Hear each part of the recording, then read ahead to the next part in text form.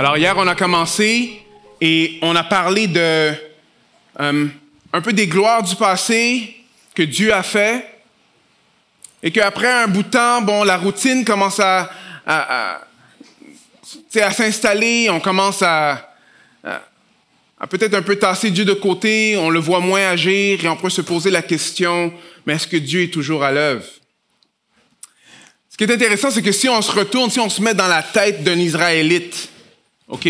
Un Israélite qui se rappelle des histoires que, hey, tu sais, il fut un temps où est-ce que Dieu a séparé la mer et a libéré notre peuple. Il y a un autre temps où est-ce qu'on était dans la terre promise et que les batailles, un après l'autre, on sait que Dieu est en train de faire de quoi? Regarde, on est rentré à Jéricho, on n'avait même pas besoin de se battre. On a sonné des trompettes et Dieu a gagné la bataille pour nous. Sous David, c'est conquête après conquête. Tout le royaume d'Israël est tout réuni. Sous le fils de David, il y a même d'autres reines qui viennent écouter Salomon parce qu'il est tellement plein de sagesse. On dit, wow! Ça, c'était le bon vieux temps, n'est-ce pas? Après, on arrive aujourd'hui. On va lire dans Esther. Alors, je vais demander à quelques personnes de lire. Je pense que je vais commencer avec peut-être Nicolas. Nicolas, si tu pourrais lire. Est-ce qu'il y a d'autres raconteurs, d'autres personnes qui lisent très bien et très fort dans la salle? OK, excellent. C'est quoi ton nom? Daniel. Daniel. Alors, je vais te demander de lire aussi après. On va passer à travers le texte et on va voir où est-ce qu'on est rendu ce matin, aujourd'hui. Alors, rappelez-vous, la gloire d'Israël, maintenant, on est ici. Est-ce que tu pourrais lire, Nick, de Esther 1 à 9, s'il te plaît? C'était du temps d'Assuérus, de cet Assuérus qui régnait depuis l'Inde jusqu'en Éthiopie sur 127 provinces. Et le roi Assuérus était alors assis sur son trône royal à Suse, dans la capitale.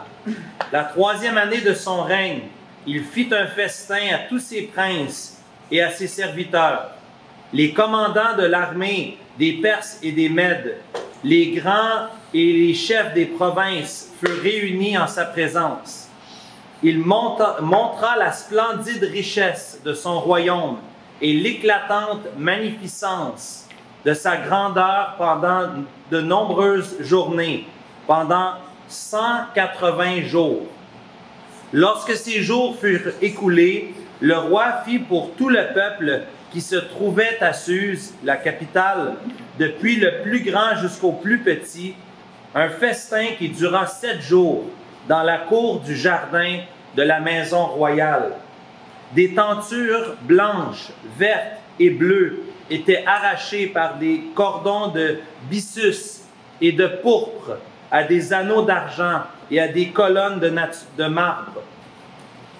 Les lits d'or et d'argent reposaient sur un pavé de porphyre, de marbre, de nacre et des pierres noires.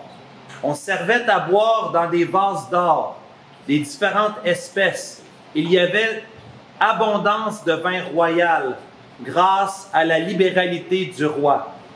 Mais on ne forçait personne à boire, car le roi avait ordonné à tous les gens de sa maison de se conformer à la volonté de chacun. La reine Vasthi fit aussi un festin pour les femmes dans la maison royale du roi Assuérus. Merci beaucoup. Alors on passe d'un temps où est-ce qu'on voit qu'il y a de la gloire en Israël. On voit le Dieu d'Israël en train d'agir. On voit le Dieu d'Israël qui est puissant, qui les libère, qui gagne les batailles pour eux. Et maintenant, on lit un livre dans la Bible et ça commence par la glorification d'un roi païen. La gloire totale d'un roi païen. Xerxès, son nom en grec, Assuérus, c'est comme ça qu'on va le dire en hébreu. Alors, c'est le même nom. Okay? C'est lui qui est le chef de l'empire perse. Et dans ce temps-là, les Perses étaient ceux qui contrôlaient tout le monde qu'on connaissait dans ce temps-là, de l'Inde jusqu'à l'Éthiopie. Et l'histoire se passe dans la ville de Suse. Mais maintenant, c'est pas seulement qu'on est en train de voir que c'est un roi qui est un roi païen, mais on voit que la luxure est là. Le vin qui coule, les festins. On va même continuer plus tard, la débauche. Qu'est-ce qui s'est passé? Pourquoi est-ce que le peuple d'Israël est rendu là? Alors, dans l'histoire du peuple d'Israël, on sait que Dieu leur avait demandé de chasser tous les peuples en Canaan. Ils ne l'ont pas fait. Et ce qui est arrivé éventuellement, c'est qu'ils ont tourné leur dos à Dieu et se sont conformés à les façons de faire des autres personnes autour de eux. Petit à petit, qu'est-ce qui se passe? C'est qu'ils se détournent de Dieu et Dieu fait en sorte que là, ils sont exilés. Ils sont exilés. Alors, mettez-vous dans la tête d'un Juif dans le temps de Xerxès. On n'est plus dans notre chez-soi. On n'est plus à la maison. On est à l'étranger en ce moment. Des coutumes qui sont différentes, des façons de faire qui sont différentes. On peut se poser la question, mais est-ce que Dieu va toujours agir ici, dans cette situation-là? Est-ce qu'il va agir en Perse comme il a agi à Jérusalem? Alors, si vous allez prendre une chose aujourd'hui, il faut que vous vous rappelez de ça. Peu importe où tu te trouves, que tu le remarques ou non, peu importe qui est au pouvoir, Dieu est à l'œuvre et il va accomplir ses plans. OK? On répète ensemble. Alors, peu importe où tu te trouves, right? Peu importe où tu te trouves, que tu le remarques ou non, peu importe qui est au pouvoir, Dieu est à l'œuvre et il va accomplir ses plans.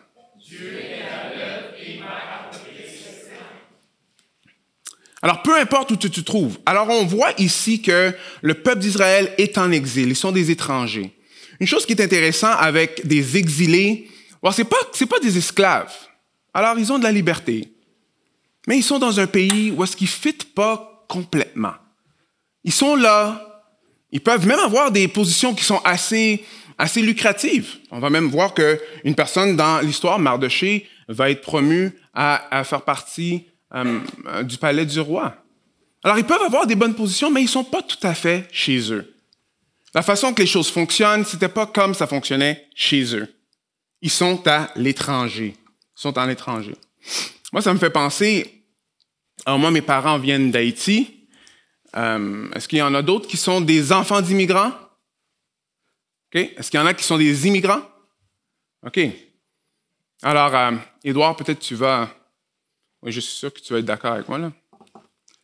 Alors, quand on est enfant d'immigrants, des fois, il y a des choses que la société fait que nous, on ne fait pas à la maison, right? Mais où est-ce que ça m'a frappé, où est-ce que j'ai vu que c'était pas tout à fait exactement comme les autres, c'est quand on emmenait nos lunchs à l'école. Alors, l'idée d'un lunch, première fois que j'entends le lunch, OK, all right, lunch, on va manger ce qu'on aime manger, on va le manger le lendemain à l'école. Great! Mais nous, tu sais, chez nous, c'est le riz, la sauce, le spaghetti, tu sais, comme... Et maman met ça dans un gros contenant. Avant, il n'y avait pas les contenants en verre, là, c'est des contenants en Tupperware, tu sais. Des gros contenants. Alors, maman met un gros contenant dans la boîte à lunch, il n'y a plus d'autres places. Même le thermos. Est-ce que vous vous rappelez ça qu'il y avait un thermos et... C'est qui rappelle ça? OK, vous montrez votre âge, c'est bon? C'est good? C'est bon. Et le thermos ne fitait pas, OK? Alors, on avait ce gros plat et on arrive à l'école, yes! OK, on va manger. Sauf que quand je regarde à droite et je regarde à gauche, il n'y a personne d'autre qui a un gros plat de même. Tout le monde a des petits sandwichs. Like, yeah, OK. Ils ont des Joe Louis, ils ont des choses... Mais moi, j'ai juste un gros plat de riz et de viande. C'est super bon, mais là, il faut que je demande, est-ce qu'il y a un micro-ondes ou quelque chose, tu sais? On va me dire non. C'est la première chose. Deuxième chose, c'est quand tu ouvres le plat. Right? Les sandwichs, à moins que c'est un sandwich aux œufs, là. Mais quand tu ouvres le plat, ça commence à sentir, n'est-ce pas? Right? Alors là, on ne fit pas totalement. Maintenant, c'est différent, mais dans ce temps-là, je sentais pas que je fuitais totalement. Et là, c'est ça, on est dans cette situation-là, où est-ce que les Juifs sont là, ils sont en Perse, c'est pas leur pays, et ils fuitent pas totalement. Alors, l'histoire de Esther se passe entre le livre d'Esdras et le livre de Néhémie. OK? Alors, si vous connaissez un peu le livre d'Esdras, c'est que Esdras va dire qu'on va retourner pour rebâtir le temple à Jérusalem. Et il y en a qui retournent à Jérusalem. Et Néhémie, lui, il va retourner pour bâtir les murailles de Jérusalem. Mais c'est intéressant de voir que il y en a qui sont restés en exil et il y en a qui sont retournés à la maison. Quand on est en train de lire Esther, Mardochée, tous ces Juifs-là qui sont en Perse, c'est ceux qui ont décidé de rester en exil et qui ne sont pas retournés à Jérusalem. Alors, ils peuvent se poser la question, mais est-ce que la gloire de Dieu va juste se manifester en Jérusalem ou est-ce qu'elle peut aussi se manifester ici en Perse? Est-ce que vous êtes toujours avec moi? Est-ce que vous me suivez un peu? Ils sont en exil. Ce qui est aussi intéressant, c'est que ceux qui sont retournés à Jérusalem et qui ont vu le temple se faire rebâtir, il y en a les plus jeunes qui étaient vraiment contents parce qu'ils ont accompli quelque chose, mais les plus vieux, eux, ils étaient tristes parce qu'ils voyaient que ce n'était pas la même chose. Est-ce que Dieu, lui, il va continuer à nous délivrer, à se manifester même si on est en exil? Alors, question pour vous, c'est que quand on pense où est-ce qu'on est aujourd'hui, la réalité, frères et sœurs, c'est qu'on n'est pas vraiment chez nous. Si on y pense vraiment, si tu suis vraiment Jésus-Christ, tu peux te sentir un peu comme le peuple d'Israël, en exil. Parce que ce n'est pas totalement ton chez-toi. Right? Pierre va le dire comme ça. Pierre va dire ceci: « Mes chers amis, vous êtes dans ce monde comme des résidents temporaires, des hôtes de passage. C'est pourquoi je vous demande, ne cédez pas au désir de l'homme livré à lui-même. Ils font guerre à l'âme. Ayez une bonne conduite au milieu des païens, ainsi dans les domaines même où ils vous calomnient en vous accusant de faire le mal. Ils verront vos bonnes actions et loueront Dieu le jour où il interviendra dans leur vie. » À chaque chrétien, on peut vraiment voir qu'on ressemble un peu au peuple d'Israël en ce moment dans le livre d'Esther parce qu'on est tous en exil. On n'est tous pas vraiment chez nous. Notre chez nous, c'est face à face avec Dieu un jour quand Jésus-Christ va retourner. Amen? Ah, moi je pensais qu'il allait avoir un amen beaucoup plus fort que ça. Amen? Amen. Amen. Alors quoi d'autre qu'on voit dans une société où est-ce que la gloire du roi, c'est vraiment pas la gloire de Dieu. On voit la luxure du roi, on voit l'opulence du roi. Ça, dans le verset 3, ça dit que le roi organisa des festins. Et ce roi-là, c'est un roi spécial, parce que ce roi, lui, dans sa tête, c'était que lui, il voulait vraiment montrer à tout le monde à quel point que lui était hot. Et il fait un premier festin. Ceux qui vont lire le livre d'Esther, prêtez attention au mot festin. Parce qu'il y a une structure dans le livre et il y a beaucoup de festins dans le livre. Et ça commence par 2 festins. On pourrait même dire 3. Right? Il y a un autre 2 festins au milieu du livre et il y a un autre 2 festins à la fin. Okay? Alors quand vous lisez, regardez, vous allez voir la structure. Mais là, on commence avec un festin du roi. Quel genre de festin? Pas n'importe quel genre de festin, là. 180 jours. C'est qui pourrait faire le calcul? C'est combien de mois, 180 jours? Hein? 6 mois. 6 mois de fête. 6 mois de festin. Pas n'importe quel genre de festin. On sait qu'il y a l'alcool qui coule. Le roi veut montrer au monde que lui, il est vraiment hot. C'est pas tout à fait la façon que nous, on voit la société. Après qu'il a terminé ce festin-là, il en fait un autre festin pour le peuple. Et là, il dit, regarde, c'est l'alcool à volonté. Allez-y, buvez, buvez, buvez. Et aucune contrainte. Et soyez sous.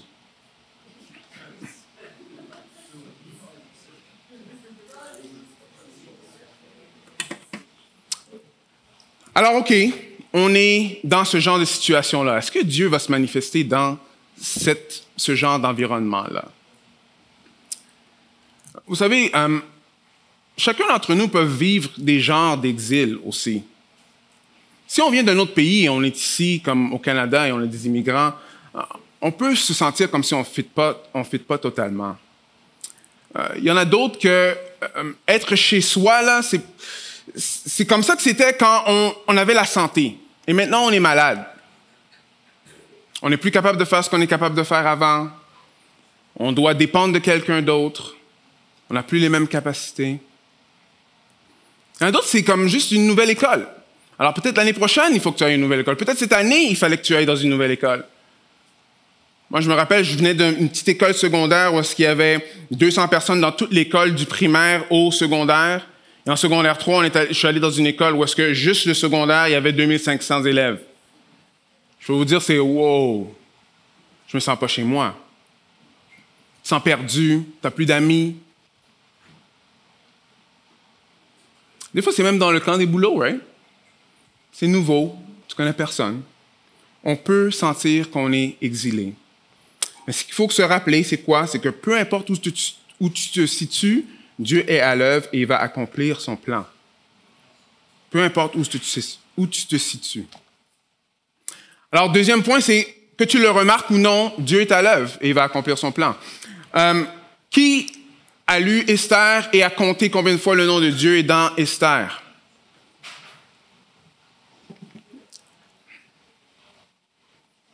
Combien? 0. Le livre d'Esther ne mentionne pas le nom de Dieu, pas même une fois.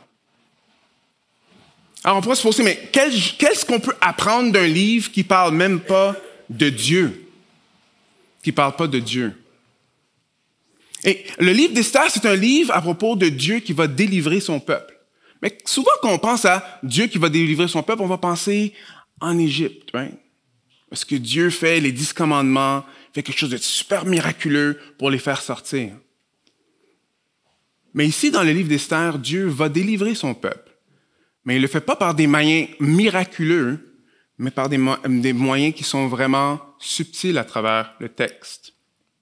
N'importe quand que vous allez lire quelque chose qui a l'air comme une coïncidence, il y a beaucoup de coïncidences dans le livre d'Esther. Ça donne que Mardochée était dans une certaine place. Ça donne que... Okay, à chaque fois que vous voyez une petite coïncidence, c'est pas une petite coïncidence. C'est Dieu qui est à l'œuvre pour accomplir son plan. Alors, même si que tu le remarques ou non, Dieu est à l'œuvre pour accomplir son plan. Parce que des fois, nous, dans la vie, ce qu'on a tendance à faire, c'est de voir la vie à l'horizontale, on pourrait dire. Right? Et souvent, quand on regarde la vie à l'horizontale, on a de la misère à voir où est-ce que Dieu agit. Qui a déjà prié et qui est toujours en train de prier pour que Dieu réponde à cette prière-là? Hein? Mais Dieu, pourquoi tu tardes? C'est qui est en couple et qui a déjà prié qu'il y a quelque chose qui change dans leur partenaire? Levez pas la main, c'est juste pas wise. On est lundi, il faut qu'on arrive à vendredi, tu sais? Ce qui se passe au camp reste au camp. Non, c'est pas vrai. Okay, est-ce que vous voyez? Alors, souvent, nous, on va voir les choses d'une façon très horizontale et on va pas prendre le temps de voir que non, même si on le remarque pas, Dieu est quand même toujours à l'œuvre. Et il va quand même accomplir son plan. Il va quand même accomplir son plan. Dieu est dans les coulisses. OK. Une des choses que nous, on fait à Repentigny, et peut-être vous faites la même chose dans votre église, mais on a des groupes vie. Et dans les groupes vie, on commence toujours les groupes vie en prenant le temps de penser aux bénédictions que Dieu a fait dans la dernière semaine. Avec le temps, des fois, ça a l'air comme, OK, bon, c'est juste la structure, mais c'est pas quelque chose qu'il faut minimiser. Pourquoi? Parce que c'est quelque chose de grand. Si on prend pas le temps de voir, OK, comment que Dieu, lui, il agit dans notre vie, on va jamais être reconnaissant. Et probablement, on va même penser qu'il n'agit pas. Alors, prendre le temps de compter les bienfaits de Dieu et de les mettre devant nos yeux. Est-ce que vous connaissez cette chanson-là? En l'adorant, Combien? Oui. Ça, c'est quelque chose que ma mère chantait régulièrement dans la voiture à chaque fois qu'elle nous donnait un lift pour aller à l'école ou au travail. Mais je peux vous dire que c'est quelque chose que, dans les temps difficiles, c'est quelque chose qui va nous aider à voir comment que Dieu agit. Pensez-y 2 minutes, là. Prenez 2 secondes. Qu'est-ce qu'il fallait qu'il se passe pour que vous soyez ici ce matin? On va commencer avec dimanche, parce que si on va commencer avant, on va être là tout le temps. Hein? Pensez-y. Premièrement, il ne fallait pas avoir du trafic tout le long, right? Hein? Mais pensez-y, l'autre personne qui est en train de conduire dans cette direction-là, il fallait qu'il reste sur la route. Il ne fallait pas s'endormir. Hein? Il fallait que le camp se fasse. Il fallait que Dieu y pourvoie pour que le camp se fasse. Il fallait qu'il y ait un homme, alors moi je vais retourner un peu plus en arrière, un homme qu'il avait eu la vision de dire, OK, ici, il va y avoir un camp afin que les chrétiens puissent venir. Est-ce que vous voyez? Alors l'idée que nous, on est ici et que c'est une chance ou que c'est pas vraiment important, c'est pas vrai. Si on est ici, c'est pas une coïncidence. Si on est ici, c'est parce qu'il y a quelque chose d'important que Dieu veut faire. Dieu, même si on ne le remarque pas, est à l'œuvre et il va accomplir son plan. Right? Non, peu importe qui est au pouvoir, parce qu'on voit que le roi ici, c'est pas n'importe quel genre de roi. C'est un roi qui, dans le fond, c'est un mauvais roi. Il va passer des lois sous. Non seulement ça, c'est un roi qui n'a pas vraiment une grosse colonne vertébrale. Le monde qui sont autour de lui, qu'est-ce qu'ils vont lui dire? Il lui dit de faire quelque chose, après il va le faire. Alors, peu importe qui est au pouvoir, Dieu est à l'œuvre, il va accomplir son plan. Est-ce que vous avez déjà pensé, regardez comment la société est aujourd'hui. Comment est-ce que l'Évangile va avancer? Non, le Seigneur va utiliser les bons et les méchants pour accomplir son plan. Alors, j'aimerais qu'on continue à lire dans le texte. J'ai oublié ton nom. Daniel. Est-ce que tu pourrais lire à partir du verset 10 jusqu'à la fin?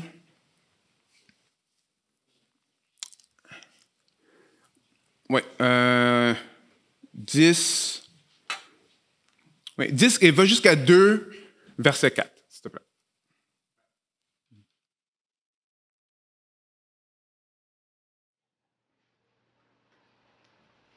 Le 7e jour, comme le cœur du roi était réjoui par le vin, il ordonna à Méhuman, Biztha, Arbona, Bigtha, Abagtha, Zéthar et Carcasse, les 7 eunuques qui servaient devant le roi Assuérus, d'amener en sa présence la reine Vashti, avec la couronne royale, pour montrer sa beauté au peuple et aux grands, car elle était belle de figure.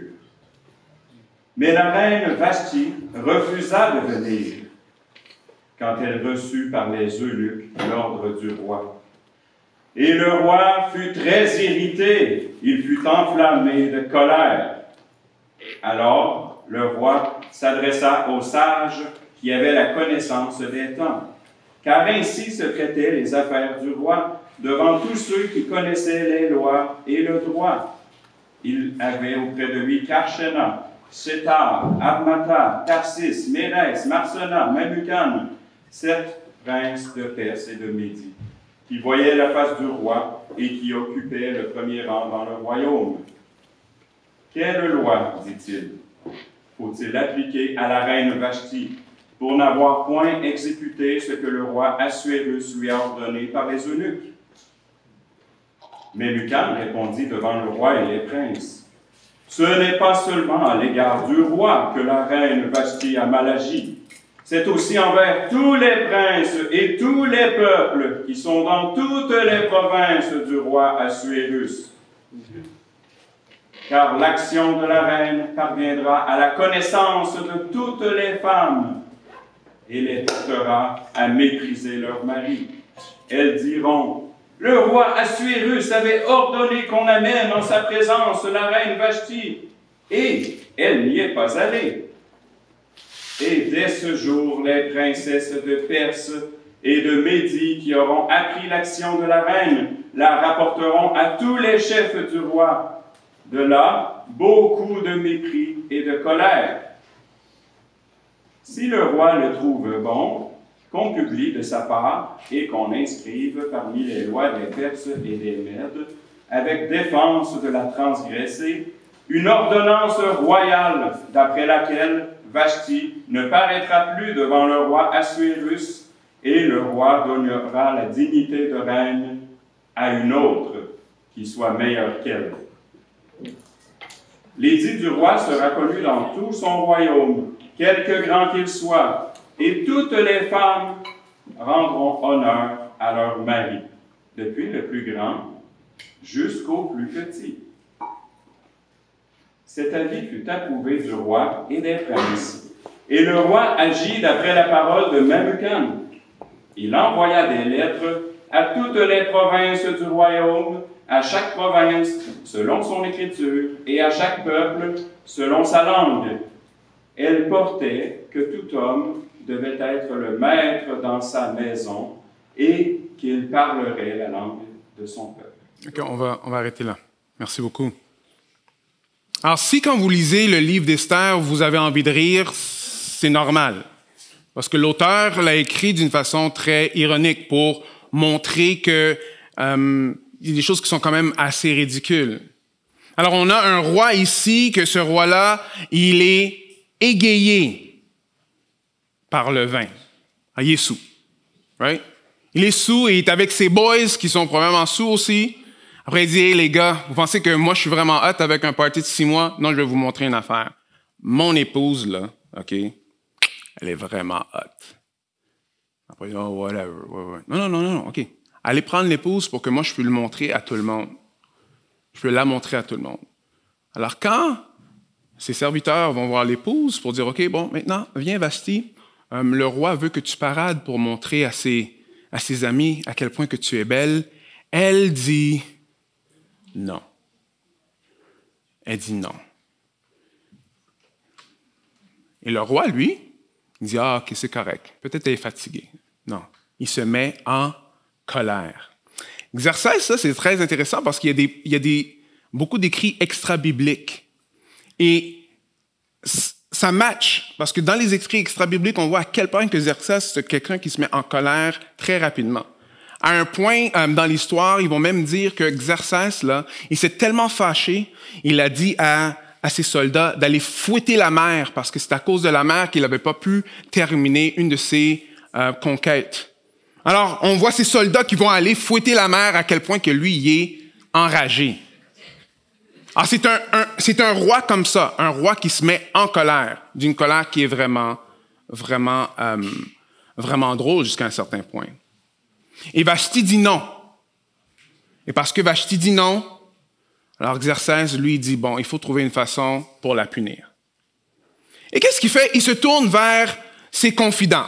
Je ne vais pas dire leur nom parce que c'est un peu difficile à lire, mais il y en a plein qui sont autour de lui pour lui donner, OK, dites-moi comment que je peux faire? Est-ce qu'il y a une loi qu'on peut faire pour faire en sorte pour qu'on puisse punir Vashti?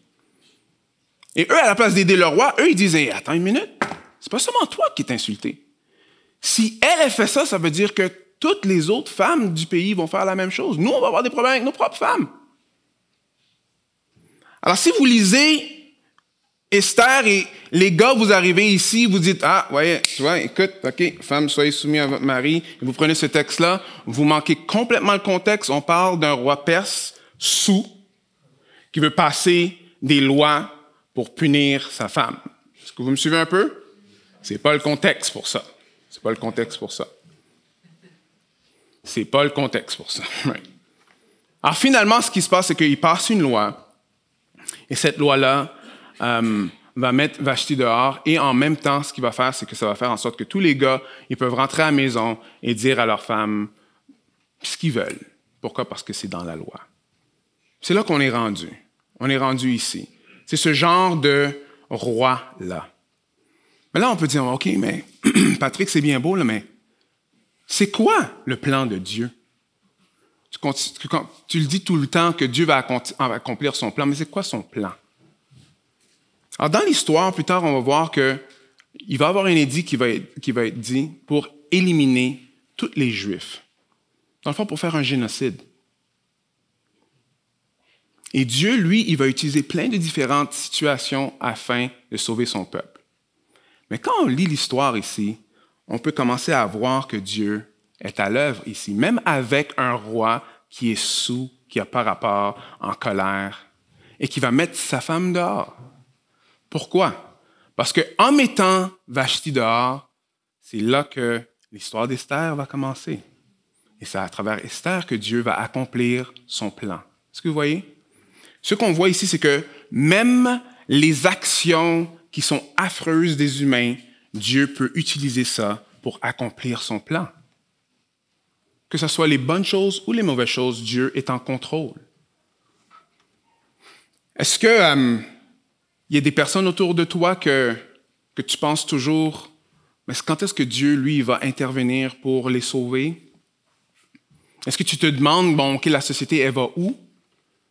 Est-ce que Dieu, lui, va intervenir, il va faire une différence? Dieu, lui, il veut sauver son peuple. Et si tu peux dire aujourd'hui, est-ce que vous pouvez dire aujourd'hui? Est-ce que vous êtes capable de dire aujourd'hui? Aujourd'hui. Si vous êtes capable de dire aujourd'hui, ça veut dire que Jésus n'est pas encore de retour et il y a toujours de l'espoir pour la personne qui est à côté de toi. Il y a toujours de l'espoir pour plusieurs pays. Dieu n'a pas terminé de sauver. Et on sait que ça, c'est son plan.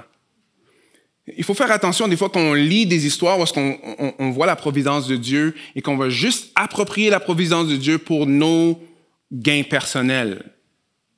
Il y a des choses qui sont claires dans la Bible, que Dieu, lui, il va accomplir son plan. Il va sauver un grand nombre. Ça, on le sait.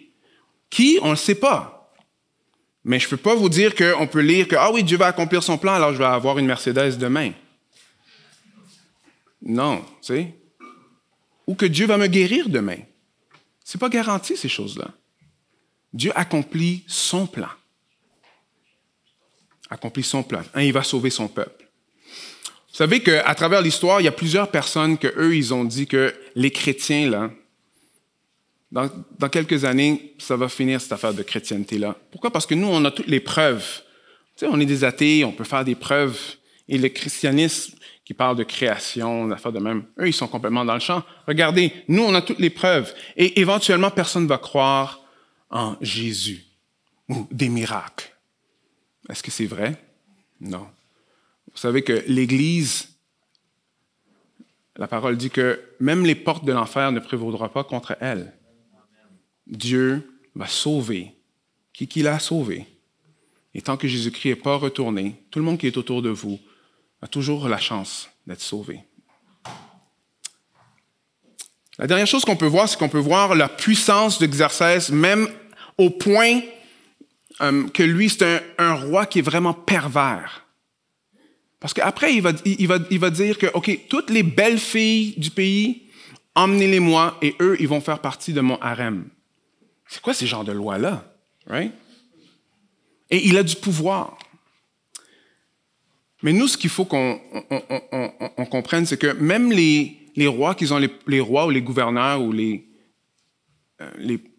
sociétés qui ont autant de pouvoir, leur pouvoir n'est pas égalé à celui de Jésus-Christ. Parce que Jésus a la vraie puissance, il a le vrai pouvoir.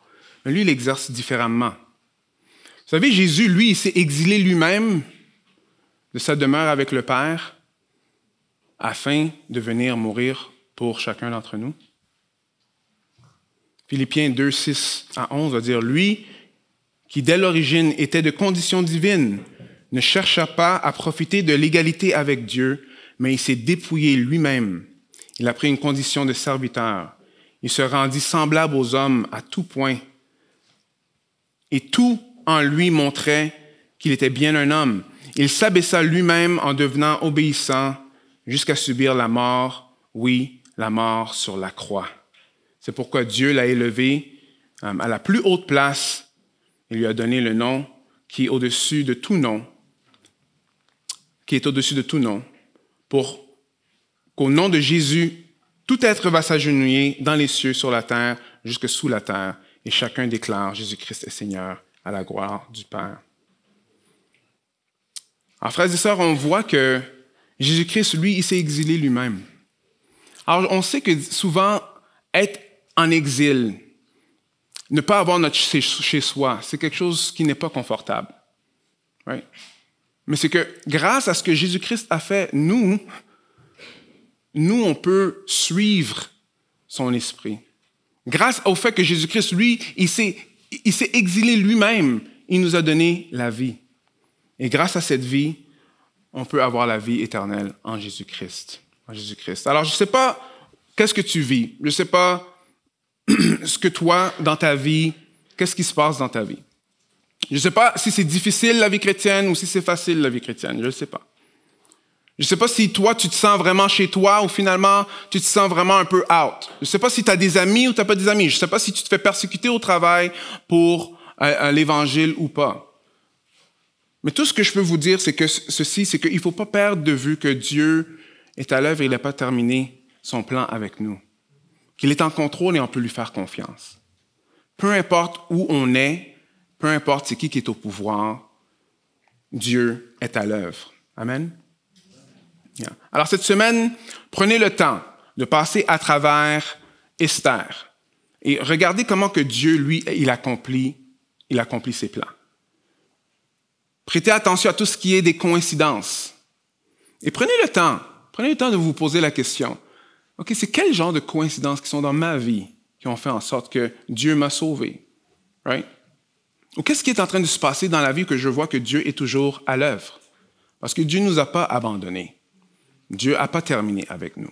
Peu importe où on se situe. Peu importe où on se situe. Demain, on va voir que Dieu, lui, il accomplit ses plans même à travers nos péchés. Parce que des fois, quand on pêche, on pense que, bon, là, j'ai vraiment fait trop pour que Dieu, lui, puisse continuer à m'utiliser. Mais on va voir que dans Esther, c'est le contraire. Le Seigneur, c'est pas comme ça qu'il agit. Amen? Prions ensemble. Père éternel, merci pour ta parole qui nous montre que tu es toujours à l'œuvre, Seigneur. Merci, Seigneur, que tu es à l'œuvre et qu'on peut te faire confiance. Merci, Seigneur, que ta parole dit clairement que tu as commencé une œuvre en nous et que tu la rendras parfaite. On a besoin, Seigneur, de toi. Seigneur, aide-nous à réaliser que les puissances qu'on voit autour de nous, même la société, les choses qui sont contraires à ta parole, Seigneur, ce n'est pas des choses qui t'arrêtent d'accomplir ton plan. Du tout, parce que si nous, on se rappelle quelle vie que nous, on vivait avant que tu es venu nous sauver, on voit que toi, tu peux sauver n'importe qui, Seigneur. Merci, Seigneur, que le salut est toujours accessible aujourd'hui. Merci, Seigneur, qu'on puisse encore prêcher ta parole aujourd'hui. Merci, Seigneur, que n'importe qui se tourne vers toi maintenant, tu ne le refuseras pas. Merci, Seigneur, pour cette grâce. Ô Seigneur, ouvre nos yeux afin qu'on puisse voir comment que tu es à l'œuvre. On prie ça en ton nom, Jésus. Amen.